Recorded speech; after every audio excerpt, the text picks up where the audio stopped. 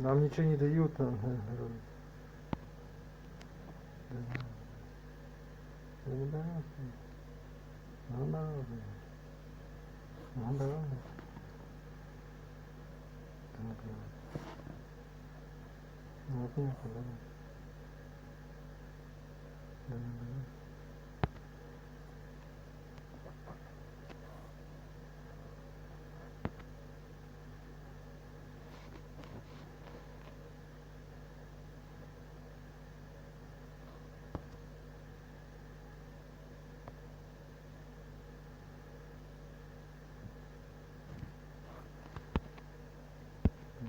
Ну да. А, да, это было. А, ну ладно.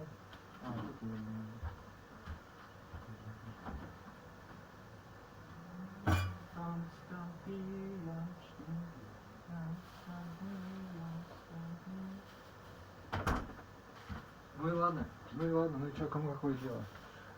Да. Только хорохорится, хорохорится. What we're going to use to demonstrate is just a C major 5-finger scale. So it's from C to G, we're going up every note.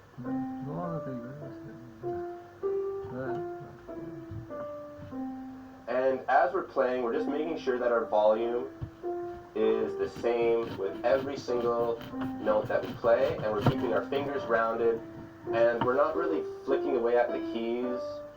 We're keeping our hands pretty much stationary.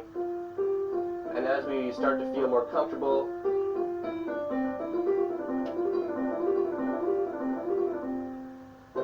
we can start to speed up as we begin to feel better about just the motion of each finger.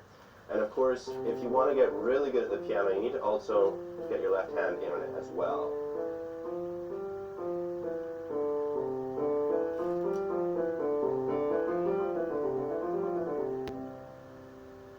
So if you're practicing at home, I really recommend doing that with a metronome and starting off really, really slow so you have that technique totally grounded and you're confident at like 60 BPM. And then when you're feeling good about that, bump it up 5 to 10 BPM each time, and eventually you can get up to 120 BPM, 140 BPM. Sky's the limit for how fast you want to go with these exercises, but it's really going to pay off enormously to start slow. The second exercise we want to look at is something that's going to help build the thumb tuck. And the thumb tuck is a big sticking point for people who want to play fast. So we're going to just play the F major scale up 1 octave. And if we start super slow, we can examine this point here, because this is sort of where you're going to make a mistake in your fast runs if you're going to make one. So this is the thumb tuck moment, where we have to bring our thumb underneath to play that C and then reposition. Whenever you are practicing any of these exercises that have that thumb tuck moment in the scale or arpeggio, take special time and consideration to make sure that that is as smooth a motion as possible. You don't want to be winging your arm out like that. You want to keep your hand pretty much right above. Take special time and consideration to make sure that that is as smooth a motion as possible. You don't want to be winging your arm out like that. You want to keep your hand pretty much right above the keys as you're playing them. And your thumb tuck is just one motion among all the other motions in the scale. So you're kind of moving up with the tempo and bringing your hand over. Just like that. So starting off really slow is going to help make sure that's nice and tight. And of course, play it in the left hand too.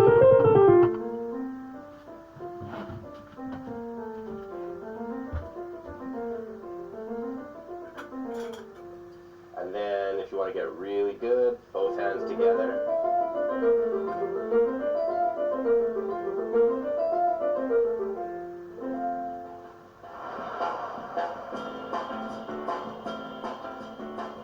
So another exercise that's really, really fun is the blues scale. And the reason why the blues scale is so fun to practice and get fast at is because a lot of times if you're playing like a blues solo or something, or you're listening to the blues, you'll hear a blues scale in a recording or a performance, and it sounds awesome when it's played fast. So this is an F blues scale right here.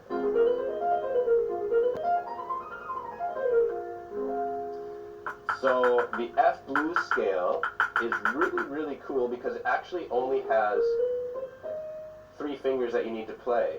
You have 1, 2, 3, and then you cross your thumb over.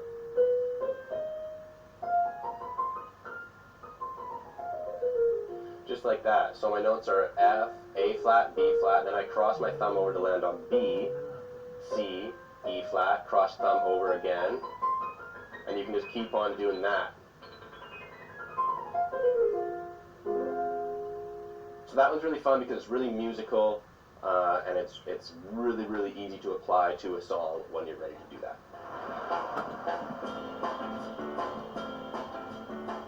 And the final exercise that we're going to look at is the arpeggio. And the arpeggio is another really important thing to prioritize in your practice if you want to get fast, because it has that super thumb tuck. So an F major arpeggio sounds like this.